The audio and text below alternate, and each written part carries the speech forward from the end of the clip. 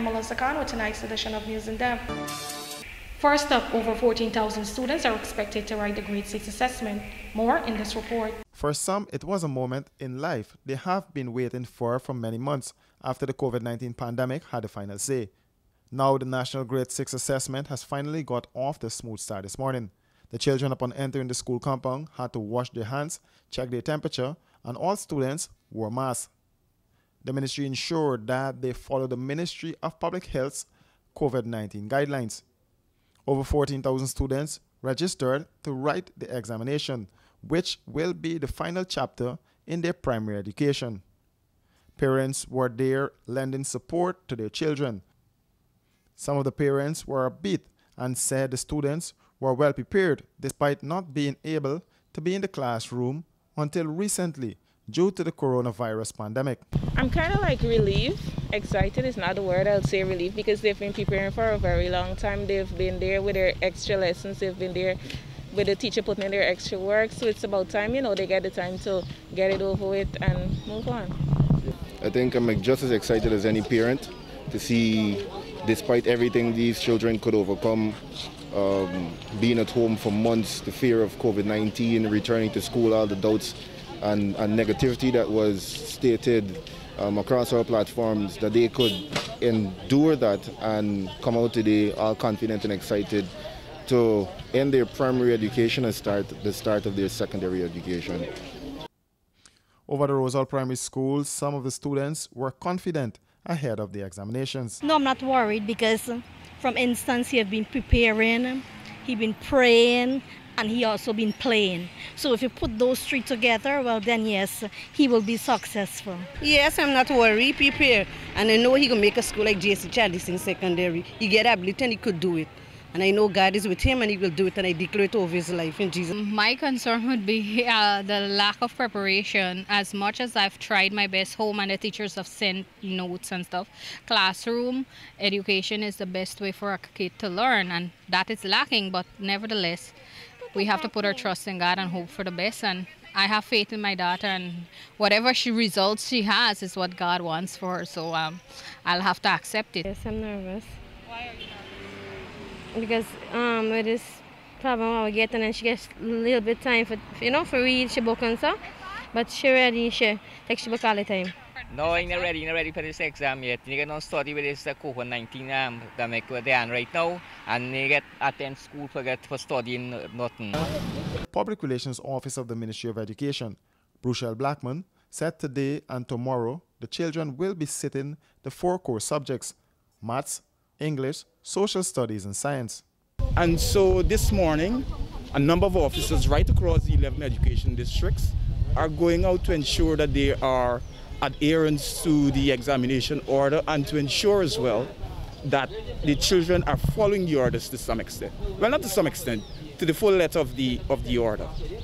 Outside of that, it should be noted that 14,730 students are registered to these examinations, and we're looking forward to a very high turnout today and ensure that the process is smooth. And so the reason for having the officers here today, like I said earlier, is to ensure adherence and compliance to the examination order. The Grade 6 assessment, which is commonly called Common Entrance, allows students to be placed in various secondary schools across the country based on their performance. The exams were to be held on April 8th and 9th, but were cancelled due to the deadly coronavirus. More news after this break. Wouldn't it be nice if we didn't have so much waste to dispose of in the landfill? Well, composting can help us reduce the waste we dispose of by turning our organic waste into compost, which can be used to improve the quality of our soil. Composting is very simple and convenient. You can compost using organic waste such as vegetable skins, or fallen leaves and cut grass, and put this in a composting bin or pile. Compost can help your garden grow healthy plants while reducing your volume of waste. It's a really good way to keep our communities clean and healthy. So, let's all start composting our waste. Find out how easy it is. Call us on 226-2189 or 227-8429 or visit our website moc.gov.gy. A message from the Ministry of Communities in collaboration with the Inter-American Development Bank.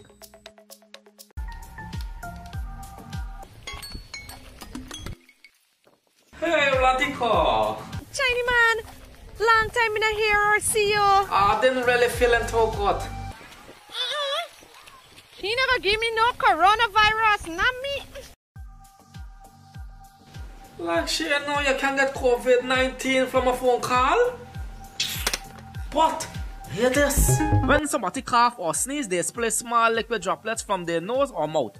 If you're too close, you could breathe in the droplets, including the COVID-19 virus if the person coughing got the virus. And bops! Just like that, you get coronavirus.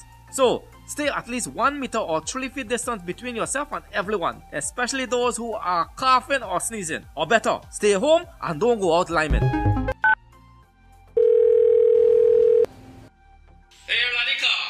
Yeah, Chiny man, I can talk all you want now. I can hear and see you. This is a message from the Ministry of Public Health in collaboration with PAHO WHO. Shh. It's your new secret. The all-in-one weapon for perfecting imperfections and capturing flawless skin.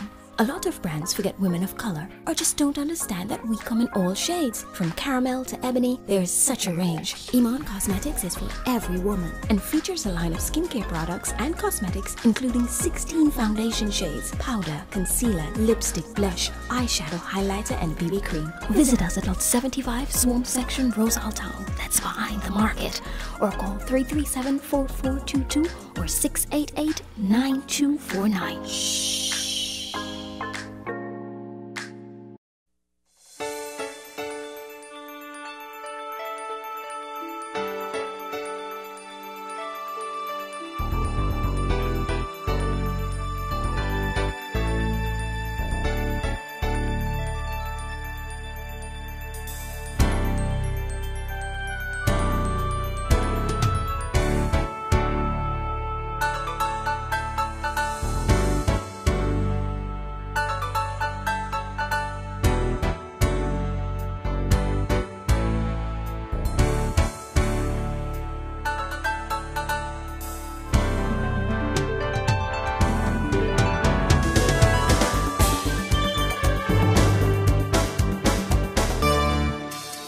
Granger says he will accept GCOM's chair's declaration.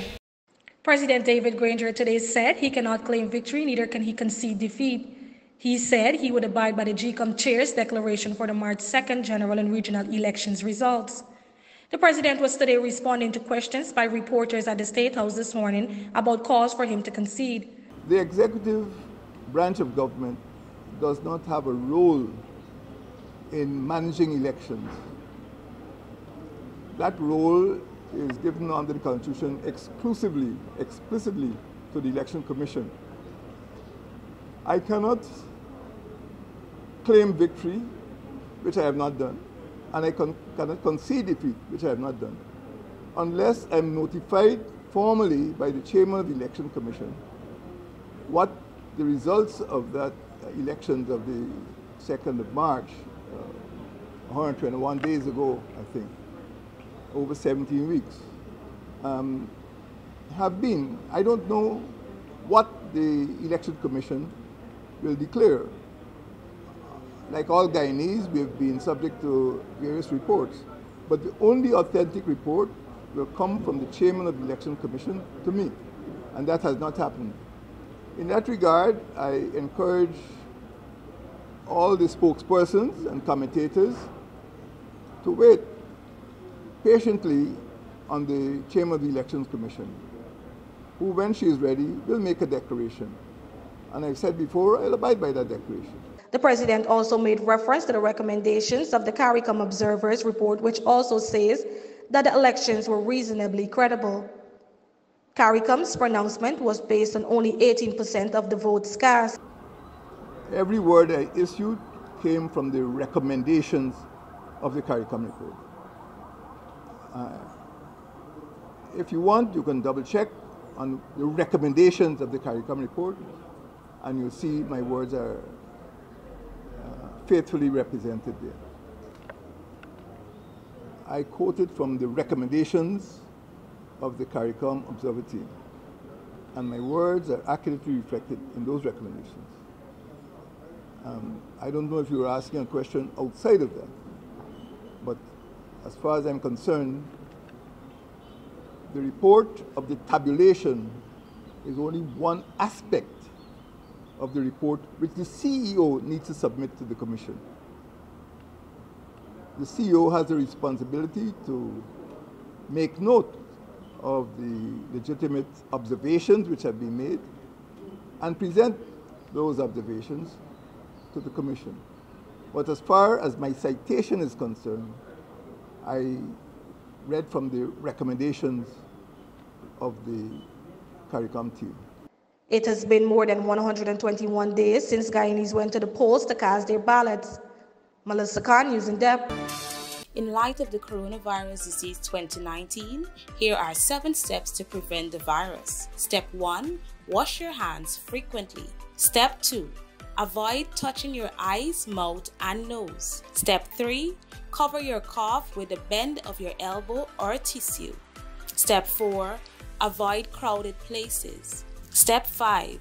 Stay at home if you feel unwell, even with a slight fever and cough. Step 6.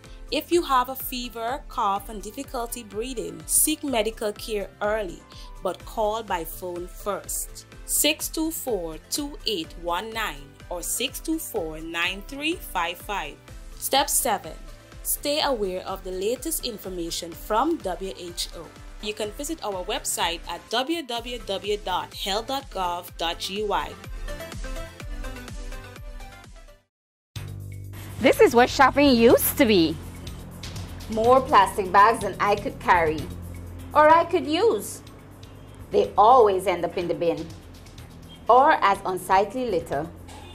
Then it hit me. Get just one reusable bag.